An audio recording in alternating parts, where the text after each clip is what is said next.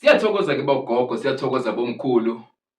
Emagumbini amanye omhlaba enhla nasenzansi, eningizimu nemaphakathi. Lo umkhulu Gwabini kanti le Indalo Media and Podcasting. Kulaba abasha-ke abantwana bethonga, sithi welcome abasanda kusijoyina i-channel yethu. Ngicela nenze sure niya-subscribe, niya-comment, niya-like, niphinde ni-share le content ngoba iyona ndlela esikhula ngayo siyi-Indalo Media and Podcasting. Kulaba sebebe nathi isikhathi eside, umkhulu Gwabini ne-team yonke yakwaNdalo Media and Podcasting bayabonga, bayancuncuzwa ngokuba nani niqhubeke futhi ningaphezi nisupporte lonke uhlobo lwe-content esilenzayo la ekhaya.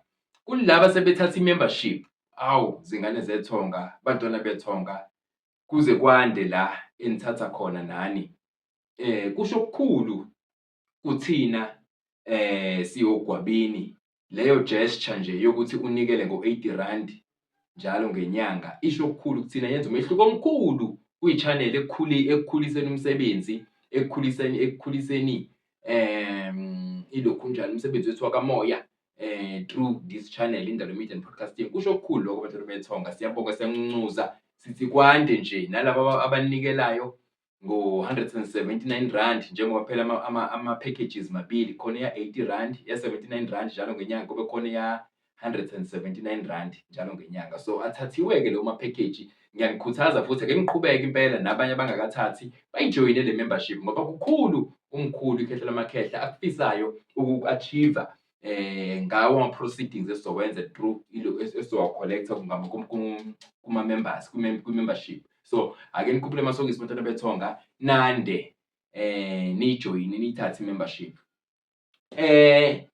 Sikwi-series la esikhuluma khona ngezinto ey'phathelene nokugezwa, ukuhlanjululwa kwethonga, ukuhlanjululwa kwey'thunywa, ukuhlanjululwa kwedlozi. Sikubhanqa nohambo lwama-self-initiate. Siphinde sikubhanqe nesidingo sokuba ne-mentor kulona lolu hambo le-self-initiation.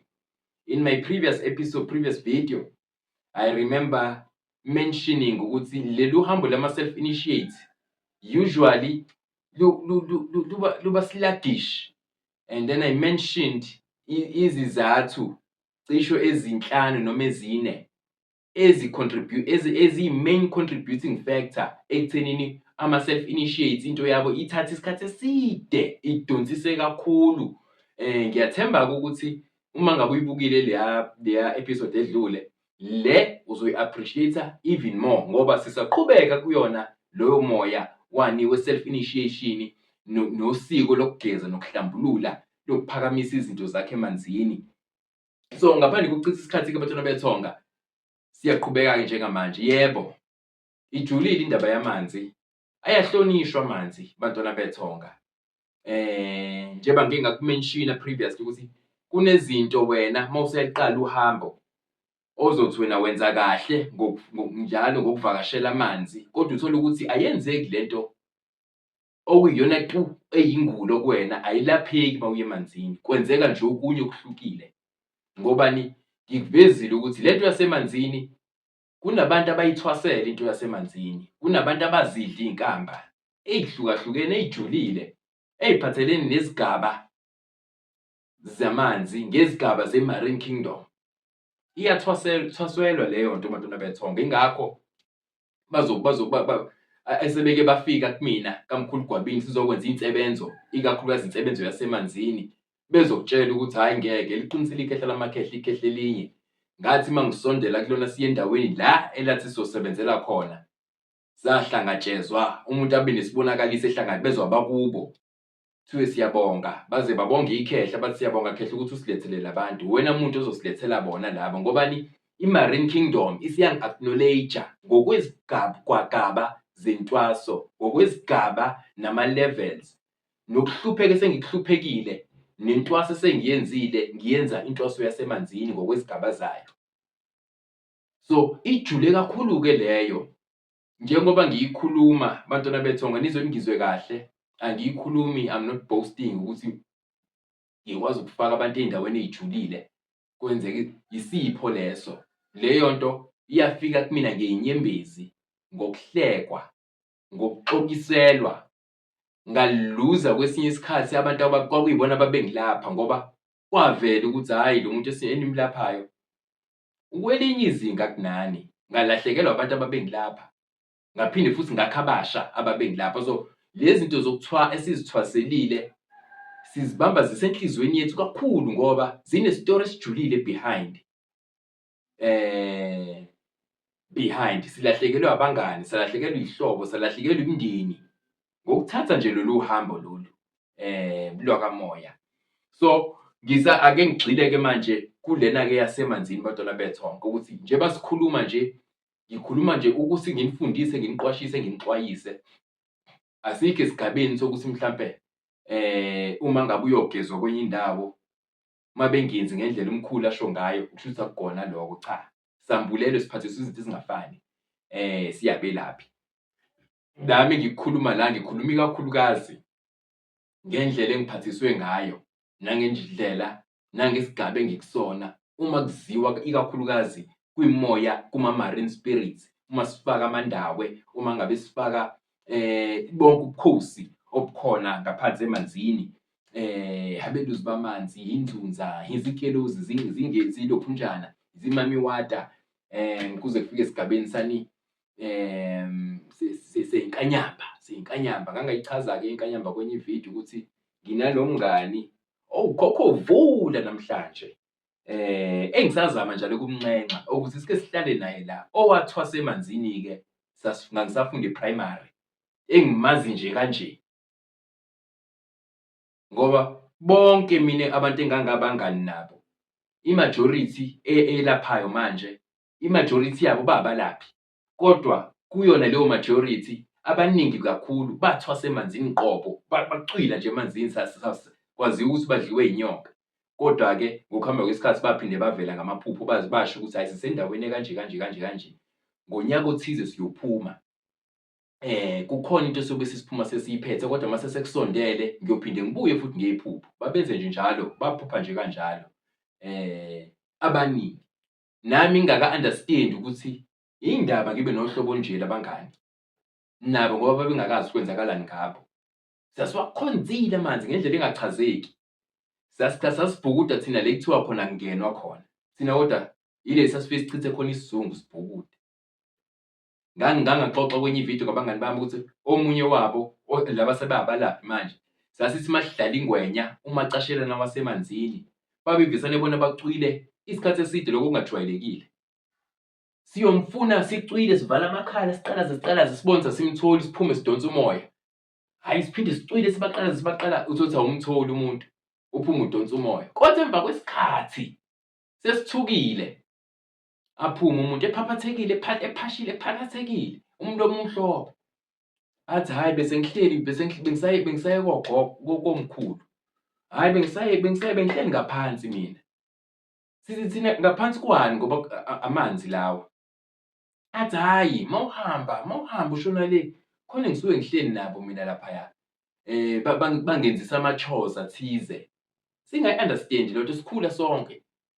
Singazi ukuthi, nami ngingakazi ukuthi ngohamba ngize ngifike esigabeni sokuthi ngithwase, nami nginemimoya ethize, ikakhulukazi edonsa kakhulu emanzini.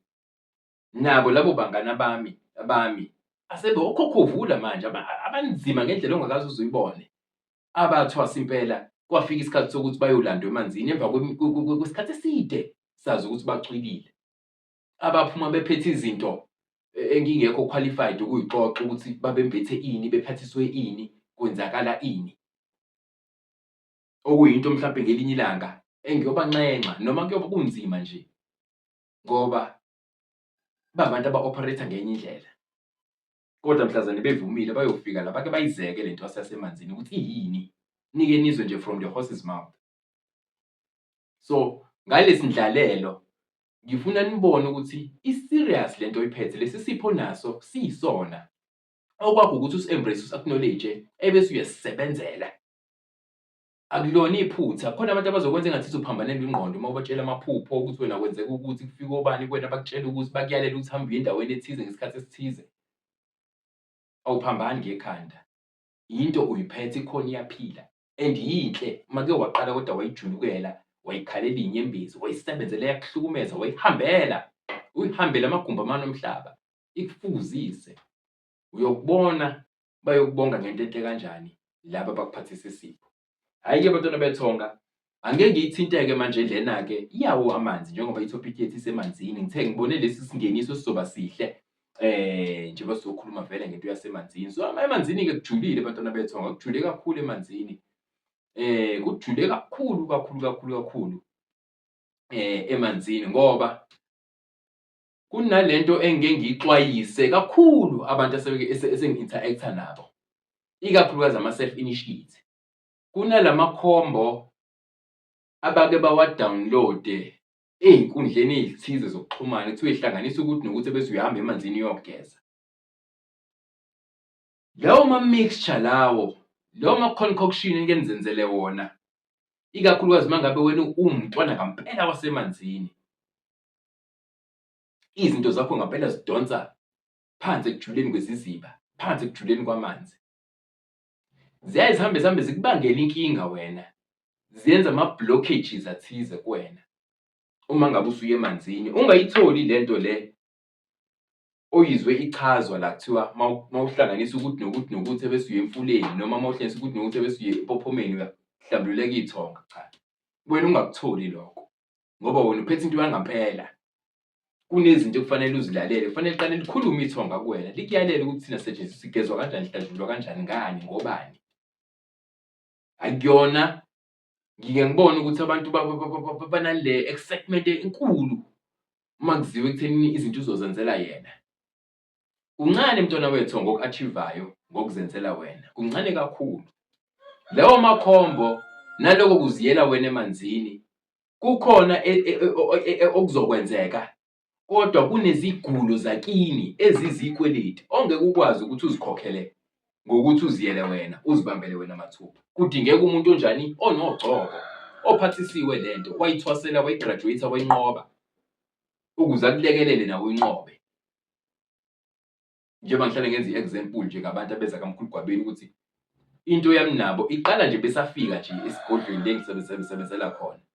Kukhombisa ukuthi bamukelekile ngoba basemntwini onjani? Ograduate-ile lento le, oyisebenzelile lento le ngokwezigaba zayo zasemanzini. Wazidla iy'mpande zakhona ezisekujuleni kweziziba lapho. Kukhona iy'nkambi esithi uma ngabe zididiyelwa kube nzima zifunwe la emanzini ekujuleni kweziziba. So yingakho kwesinye isikhathi makudingeka ulungisa into yamanzi, uzozibona ubonisa uMkhulu Gwabeni ngoba kusawomunye wabantu asebeyidlile leya mpande, abasayiphethe ngokuhlambuluka nangeqiniso. Yingakho-ke uzongibona-ke nasemaphupheni, yingakho uzobona, uzoyalelwa nenhliziyo yakho nomuzwa wakho uzokutshela ukuthi noma nangu umuntu, ungakutholi ukuphumula until uze ufike la. Mase ufike la futhi kuvele kwambhuleka izinto ezinhle, ey'nkulu, ey'julile ohambeni lakho. Ngani? Uthintwe umuntu impela who is qualified ukwenza leyo msebenzi. So kunamakhombo-ke angeke aze akusebenzele wena mntwana wethonga, wena oney'kweleti zasemanzini, wena okudingeka ukuthi ukwenza izinto zasemanzini, ikakhulukazi amakhombo uma ngabe uzididiyele wena, uzenzela wena. Kunalokho, ukungena emanzini, amanzi whether isiziba, impophomo, umfula ogijima, zaziwe lezo zinto njengama-portals. Kuyiminyango, ama-entry, ama-point of entry, uya komunye umhlaba, kwenye i-dimension. Ukungena nje kwakho emanzini, uma ngabe ungena uzihambela wena ngokwakho, usakhula ohambeni, izinto ey'ningi ungakambhuli lezo, usuke ukwi-risk enkulu kakhulu ngaleso sikhathi because okwenzeka emanzini, okwenzeka la emanzini ezizibeni, ukhumbule ku-corresponda direct nomkhathi. Amanzi nje a-corresponda direct nomkhathi. Angithi sokhumbula ukuthi umhlabathi u-30%, u-70% wamanzi emhlabeni nje. I-ocean yethu, imfula mngenela, ama-streams athize, ziziba, zimpophoma, konke lokho mase kuhlangene kwenza u-70% walento esiyibiza ngale planet esikuyona. Ebese u-30% kube umhlaba, le esakhe khona-ke. So into oyithintayo yasemanzini iya-direct, i-expose directly ilokhunjana nani nemimoya ebusa emkhathini. Emkhathini nakhona futhi kuyingozi njengasemanzini. Kuyi-portal nakhona, kuyenye i-dimension ofinyelela kuyona. So, ngesikhathi ungena emanzini ungaqeqeshiwe, ungakakhuli, ungakalazi usiko lakini lasemanzini, usuke uzi-expose kulama-portals lawa osuke usukuwona. Usuke usungenzeka ubuye lapho usuthwebulekile automatically. Usuthwetshulwe nje imimoya enqakile, yanqaka umphefumulo wakho, yanqaka i-success yakho, yanqaka zonke into zakho. Uxake uthi wahamba amanzi kwaqala phansi kwabhela. Wahamba amanzi izinto zathula. Indaba uhambe lolu hambo ungenako ukuqondisisa nokwambuleleka futhi ungalekelelwa umuntu who is qualified uku-operator kwi-marine dimension, kwi-marine kingdom. Ayingozi bantwana bethonga amanzi. Ayayiletha impilo, ayayiqala, futhi ayayiqeda impilo yomuntu. Amanzi nje wodwa. So, ibalulekile lento, that is why uMkhulugwabini eze waba ne-podcast kanje ukuthi fanele sifunde ngalezi zinto. Fanele ube nosiko lakini olaziyo luyimfihlo yakini. Ukuthi uma uya emanzini ugcina luphi usiko wena-ke njengosibanibani wakwaSibanibani isibongo. NjengoNgcobo, njengoNdlovu, njengoDlamini, njengoZulu. Liphi usiko labo kwenu uma ngabe kuyiwa emanzini eligcinayo? As a self-initiate, kufanele uyazi imfihlo yakini. Ukuze njalo uma uya emanzini ufike uligcine ngaleyo ndlela usiko, ebese uyakwazi ukuxhumana nabakini. Unganqakwa yilaba abalinde ukunqaka noma ubani, ngoba khona imoya elinde ukunqaka kwasani okufikayo emanzini. Omunye ukaqala uhambo lamanzi kade nje ixakekele nje. Izinto zakhe zi-on and off. Kodwa uma eqhubeke ezihambele emanzini lokhu ehambe ethi uyahamba uye emanzini ebengazi kahle. Kuvesane kuphele kwayona le nhlanhla encane kade enayo. Ziyincele iy'lwane lezi zasemanzini le nhlanhla, ziyincele ziyiqede kuwena. Ubuye umsulwa nje, ube igobhozi nje, ube impilo yakho nje ibe igobhozi nje, kungabi nalutho nje okuza kuwena. Indaba ukugejele le-art, ukugejele lesi siphiwo, ukugejele leli thuba lokuqala ufunde ngawe, uzazi. Uqale ube ngaphansi kwesandla somuntu who is qualified uku-operate emanzini. Khona ezokuhanda over kahle kwabakini. Asebeyoku-acknowledge-a ngisho ungasafakwa emanzini esizibeni uMkhulugwabini. Usuzingenele esizibeni saseLimpopo. Bakhumbule ukuthi uMkhulugwabini wasi-introduce umntwana wethu e-KZN eNatali, eMaritzburg. So, noma ikuphi lo uyakhona, make wangena nje emanzini, usuxhumana ngqo nabakini ngoba ngikufundisa usiko lasemanzini lakokwenu. Ungakuxhumise ngakuhanda over ebantwini bakokwenu. Ijulile abantwana bethonga into yamanzi. Awuye emanzini ungazazi ukuthi uyokwenzani. Akungabi i-hobby ukuthi ngingile nje empophomeni, ngoba ngihalela impophoma. Akuyona i-hobby leyo. Ayingozi amanzi. Ikakhulukazi uma umuntu ombethwe imimoya, umbethwe zidalwa, uphathisiwe, uwumuntu othwasayo, whether you are being self-initiated or ukagobela othize. Ayingozi, abucayi amanzi. Baningi abantu abalahlekelwe iy'mpilo zabo, ungasabaliki abantu abaminzile badliwa izinto ezithize. Sengikhuluma ngabantu nje impilo yabo ephunyuke ngokuhamba amanzi. Iyaphunyuka impilo yomuntu, kuyashabalala konke owakufumbethe ngokuhamba amanzi, ungekho qualified, ungazi ukuthi wenzani. Ikhona le mimoya that snatches nje yonke into efika emanzini, yayintshontsha nje kwasani, ethwebula kwasani ngokushesha. So, kubalulekile abantwana bethu ukuthi sikhule. Le nto uyayizilela before uye kuyona, kodwa kuyizileni kwakho kumele ube nosiko lakho oluthize olaziyo ukuthi uma ngabe emanzini ukuze ufike uqondane nabakini, ungaqondani nabo bonke abantu abalaphaya. Ungavuleli i-portal ethize ngalamakhombo okuwafunde ey'nkundleni zokuxhumana ekuthiwa ihlanganisa ukuthi nokuthi nokuthi ebese uye emanzini. Ngoba ngokwamandla akho nawo, mhlampe le khombo izokusinda kakhulu, ebese iqhatha neminye imimoya ozohluleka ukuyimela uma ngabe isibuya le moya isikuvakashele ebusuku usulele emva kokuthi kade uye emanzini. Uma kade uye emanzini kufanele kubuye abantu bakini babonke. Ungabuyi namaphupha angaqondakali.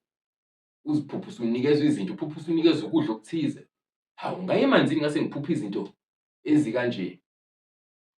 Kusho kona ukuthi usuhabule okungekona kwasemanzini. Ajulile amanzi bantwana bethonga, kumele niwahloniphe amanzi. Kungabe impophoma, kungabe isiziba, kungabe uhlobo luni lamanzi, umfula ogelezayo, umfula ohambayo, i-stream, i-lake, konke kuyahlonishwa, kuyazitshelwa, uyazila, kuyazilelwa ukuya emanzini. Kanti noma uphuma futhi emanzini, awuyi-break leyo nzila immediately uphuma emanzini. Kufanele uqhubeke futhi mhlawumbe kuphela ama-awana, kukhona izinto ozizilile, uqhube ngomkhuleko. Nansi into engifisa ukuthi ngeke ngisho ukuthi siyaxwayisana ngayo, ngoba angifisi izinto esiyikhuluma la ezikhulunywa engiyikhuluma mina as umkhulu Gwabini ngokwambuleleka nangokuqeqesheka nangokuthwasiswa nangendlela engithwase ngayo, kube ngathi ngi-challenge izinto ezenziwa abanye abantu kwezinye iy'nkundla zokuxhumana or kwamanye ama-platforms. Cha, mina nje ngi-create-a le community, le audience, siyakhulisana ngendlela esikhulisana ngayo. But kunento ebucayi, kunalabantu abahamba ngama-group bathi bayogeza, bangama-groups. That is one thing I will never understand ukuthi how it works, how it operates. Angifisi nokuyazi futhi ukuthi isebenza kanjani leyo nto, ngoba ukwambuleleka nangokuqeqesheka kwami, amanzi ayahlonishwa. Amanzi awawudingi umsindo. Ikakhulukazi khona imimoya yamandawo laphaya, okuyiyona foundation yakho bonke ubukhosi basemanzini, iyona foundation amandawo. Awakudingi umsindo amandawo. Ngeke nga-understand mase sekukhala ubhuqubhuqu, seniba u-15, niba u-5, niba u-10, nihambe ngekhumbi niyogeza ukuthi nisuke nenza luphi usiko lapho. Kodwa-ke njengoba ngisho ngithi sambulelwe ngendlela ey'ngafani. Sambulelwe ngendlela ey'ngafani. Mhlawumbe nabo kukhona abasuke bekwenza labo bantu futhi kubasebenzele, ngoba phela izinto zakamoya angeke uze uziqede ama-wonders ezinto zakamoya. Kepha nje asebeke bahamba asebeke bafinyelela kumkhulu Gwabini bazokwazi ukuthi umkhulu, ngidila mina nomuntu oyedwa ngosuku olulodwa lwasemanzini, ngoba ngokwesigaba engikusona sokusebenza ngamanzi, ngiqalisa emfuleni ohambayo, kusuke lapho siye esizibeni, sisuke siye empophomeni. Abantu nje sebeke bajika kamkhulu Gwabini bazokutshela ukuthi hayi, ngangingedwa nje ngihamba nomkhulu, okanye ngangihamba nomndeni wami sifike kamkhulu. At the most ningaba u-2, ngoba kamkhulu Gwabini akwenziwa lezi iy'nsebenzo lezi ey'lula. Uyabona lokhu ukulula uthi umuntu hayi ngifuna ukugeza nje ithu, senza izinto ey'julile kakhulu zasemanzini, suke siyoqaqa sihluthule izinto ey'julile kakhulu. So lento kufanele siyenze ngokukhulu ukucophelela nangesikhulu isizotha. Lesi sizotha nokucophelela umkhulu Gwabini okuyezinye zama-specialty akhe, ngoba lento njengoba ngisho ukuthi yangikhalisa iy'nyembezi, yangijulukisa, yangibukanisa nabantu lolu hambo. So ngiphathisa okuy'khali zamantungwa noma ngizosebenza abantu, ikakhulu sokwenza inkonzo zesigezo, ngenza sure ukuthi asevi ku-2, anevi ebantwini ababili, unless manabantu bandawonye. Ngiye ngizwe-ke abanye bathi bahambe bayi-group, bahamba nga-4, nga-5, nga-10, nga-15. Hhayi, angifisi nokuyazi leyo ukuthi kusuke kwenziwani, kepha futhi asiyigxeki. Kepha ngizama ukunikhombisa nina ama-self-initiate ukuthi amanzi ajule kangakanani. Uma ngabe ehlonishwa yithina omkhulu Gwabini, singahambi ne-crowd siye emanzini, sifike even usiko ama-rituals esuke siwaphefoma asuke ehamba nenhlonipho phakathi nesizotha esikhulu esijulile, ngoba ikhehla lamakhehla mina kunezinto engizaziyo eziphilayo emanzini, omunye umuntu wenyama angazazi. Mina ngokuthwasa kwami engangibuye ngibe nesikhathi le ngithwaswa khona ngihambe ngiphonswe ezibeni, izinto engizaziyo ziyaphila, engathi mangabe ngikupheyintela i-picture, ngikunikeza i-description yezinto ey'hlukahlukene ezisemanzini, angeke uphinde uhambe uzele wedwa emanzini. Angeke uphinde, uyosaba nje into mangabe ubona ukugqibeka nje kangaka emanzini, uyosaba uphume ubaleke mangase ngikuxoxele izinto eziphilayo ngaphansi kwasemanzini, izimanga nje ey'khona emanzini. Ingakho umkhulu Gwabini eyihlonipha le ndaba yamanzi, ingakho umkhulu Gwabini ezotha, ezila uma ngabe ezoyosebenza umuntu ngesikhathi esithize emanzini, ngoba insebenzo ejulile. Futhi ngisuke ngi-understand ukuthi lo muntu engizosebenza naye une-history ethize yokunyathela shelele, kunamacala athize ahamba nawo. So ngisuke ngazi ukuthi ngimthwele mina ngomkhuleko, ngimthwele ngamandla, ngimthwele ngogcobo uma ngabe ngimise emanzini. So asiyiqapheleke leyo thina ma-self-initiate ukuthi asihambi ney'xuku uma ngabe siya emanzini ngoba akusisebenzeli thina okwethu. Remember, as self-initiate, okwethu kuhamba kakhulukazi nesizotha, nokulalela imimoya, nokulalela imizwa nemicabango ngesikhathi sisemanzini. Ngiye ngithi uma ngabe sisemanzini nomuntu engisuke ngihamba naye, nabantwana engisuke ngihamba nabo ngaleso sikhathi, abanye abadala kwami ngokusebenza nangokwethonga nangokwedlozi. Kodwa uma ngabe sihamba nabo ngaleso sikhathi, into ngihlale ngithi nje mina, awukulalela imizwa, singakangeni nje emanzini sisabuka isiziba la phambi kwethu, lalela imizwa oba nayo, ulalela imicabango, ulalela izinto ey'fika engqondweni njengoba sila, ulalelisise, uthule uzindle until umsindo owuzwayo uzwe i-heartbeat yakho, uzwe ukuhaza kwempophoma uma usesiphambi kwempophoma. Asithi isifika sekuyagxunywa kuyangenwa, ayenziwa lento kaMkhulu Gwabini. Ayenziwa nje nhlobo kaMkhulu Gwabini leyo nto. That is why ngithi mina ngikwazi ukusebenza abantu at the most bangaba u-2. Futhi isikhathi esiningi kusuke kwabantu abahamba ndawonye. Ngobani? Ngiyakwazi ukujula nokubaluleka kwamanzi, ikakhulukazi uma ngabe umntwana odonsa emanzini. Into yakho udinga i-attention ejulile, kanti kwawena udinga ukuba attentive uma ngabe sila endaweni yamanzi. Khona umuntu engisuke ngithi umntwana engisuke ngihleli naye ngihamba naye, athi hhayi mkhulu kuthiwa asikhuphuke siyongena ngala. Okukanye, hhayi mkhulu ngibona ukuthi la. Hhayi mkhulu sengibona ukuthi. Leyo nto uyibona kanjani uma nihamba niyiqeqebane, niyigruphu? Ayikho into ozoyibona lapho. Senu-5, 4 kuya phezulu, ayikho into ozoyibona la. Suke senizozenzela nje into yini le enisuke niyenza. So ngizama ukukhombisa abantwana bethonga ubungozi bamanzi. That is why uMkhulu Gwabini ewahlonipha ngale ndlela awahlonipha ngayo amanzi. Le video njengoba ngiyenza ngidlulisa lolu lwazi, usuyazi nawe mhlazane uzolungiselela ukuza kuMkhulu Gwabini ukuthi kufanele uziprepare kangakanani ngoba usuke engaziwe ukuzodlala. Usuke ungazokwenza ukugeza lokho ohlala ungitshela ngako ukuthi hawu kade ngangigeza. Usuke uzokwenza into yokuqala ngqa. Uyongena endaweni yokuyiqala ngqa. Usiko lakhona uyobuliqala ngqa lonke. And abantu uma ngabe uzogezwa uMkhulu Gwabini bakhulu bacula nje busafika la. Basho bathi nakho-ke ususendaweni e-right impela. Angiphathi into esuke seyenzeka lapho, suke sebekikiza. Mhlazane befika seyikhona phambili ngengamele lowo mcimbi wesigezo wesihlambuluko. So bantwana bethonga, asikhuleni, sizi-understande as ama-self-initiate. Singahambi noquqaba ukuthi sibone i-majority yenza kanje, sibona i-trend ithi. Sihlukile, we are very unique thina. Bazibambela abantu abadala kuthina. Bayayidinga isikhathi sakho nabo. Bayasidinga isikhathi sakho nabo. Uyazi ukuthi uma ufika kaMkhulu Gwabini, lento ye-self-initiation ijule kakhulu bantwana bethonga. Uyazi mina ngiyakwazi ukuthi uma ngabe mhlawumbe sisazoyokhuleka entabeni, ngithi mina hamba uhlale la ozoba comfortable khona. Ngisho ungahlala le uqhele nami uyithandazele. Nami ngizohlala la. I-self-initiation ayihambisani neningi, ayihambisani nabantu abakunamathelayo, abakuncika kuwena eduze. Phatha umuntu uyathandaza nawe la. Hawu uyathemela nawe la. Abantu banikeza i-freedom, ikakhulukazi laba abambethe abanomoya wobukhosi. Ubanikeza i-freedom, thandaza uma ubhekele nami ngizoba ngibhekele. Kodwa kuzoba khona ikhathi le ngibuye ngilalele khona ukuthi kusakhuluma wena yini noma sekuvuka abakini. Khona ngizokwazi ukucoshela lapho ebese siyagayidana. Kodwa nje i-self-initiation ayihambi ne-crowd, ayihambi nesixuku. Ihamba nje yodwa. Ingakho nempilo yakho uma ngabe u-under i-construction, u-under i-land, i-self-initiation, awubi nabo abangani. Usuke ungakayiqali ijeni yakho mawusanama-groupies.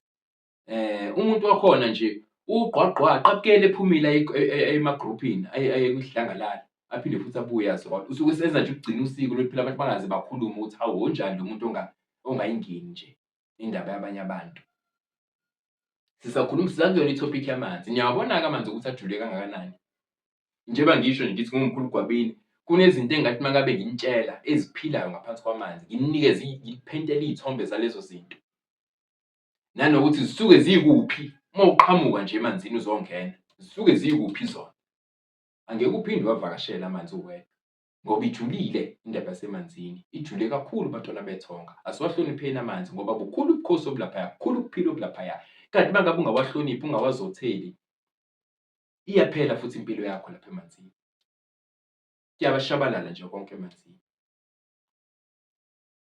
So, ngithi angiyenze le episode bantwana bethonga kube i-continuation yale video le yakamuva engike ngayenza. Ngawo njalo siyakhuluma ngawo nje isigezo, ukuhlambulula ithonga, ukuhlambulula isithunywa, lokho okuphoqayo ukuthi into yakho uyithathe emanzini.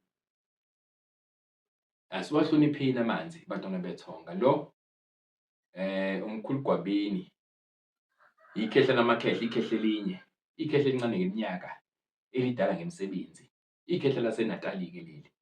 Camagu, Ndawuwe, Emakhosini. Asibonane kwi-episode elandelayo.